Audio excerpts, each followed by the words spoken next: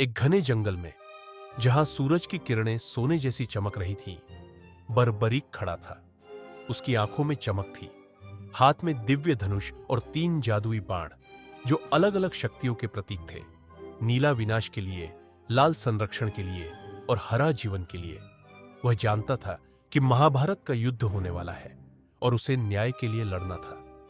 तभी एक ऊंचे पर्वत पर भगवान शिव प्रकट हुए, अपने वाहन नंदी पर विराजमान। चारों ओर दिव्य देवताओं की चमक थी। बर्बरीक ने श्रद्धा से शीश झुकाया। शिव ने उसकी भक्ति से प्रसन्न होकर उसे 3 अमोघ बाण प्रदान किए, जो उसे अपराजेय बना सकते थे। लेकिन साथ ही एक परीक्षा भी थी, धर्म की परीक्षा। कुछ समय बाद श्री कृष्ण एक साधारण ब्राह्मण के वेश में बर्बरीक के पास पहुंचे, जो एक शांत झील के किनारे बैठा था। कृष्ण ने पूछा, तुम कितने शक्तिशाली हो? बर्बरीक मुस्कुराया और एक बाण छोड़ दिया। वह बाण आकाश में उड़ा, हर एक घास की पत्ती को छूकर वापस उसके तरकश में आ गया। कृष्ण यह देखकर चकित हुए, क्योंकि बर्बरीक की शक्ति अद्भुत थी। जब युद्ध का समय आया, तो बर्बरीक ने प्रण लिया कि वह सदैव कमजोर पक्ष की ओर से लड़ेगा, ताकि न्याय बना रहे। लेकिन कृष्ण ने उसे एक गूढ़ सत्य दिखाया।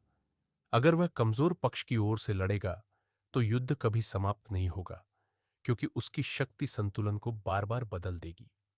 यह सुनकर बर्बरीक को समझ आ गया कि उसकी उपस्थिति युद्ध को अंतहीन बना देगी।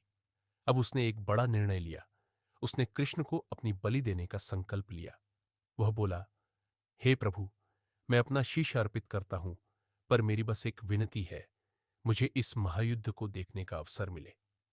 कृष्ण उसकी भक्ति से प्रभावित हुए और सहमति दे दी। बर्बरीक ने अपनी गर्दन झुका दी और उसका सिर काट दिया गया, लेकिन उसकी आत्मा अमर रही।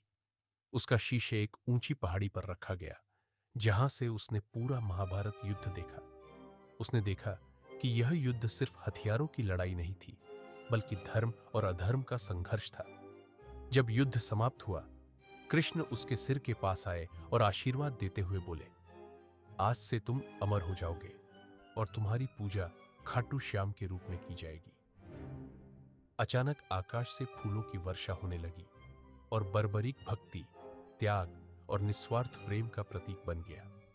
इस तरह बर्बरीक केवल एक महान योद्धा ही नहीं, बल्कि भक्ति और बलिदान की अनंत कथा बन गई।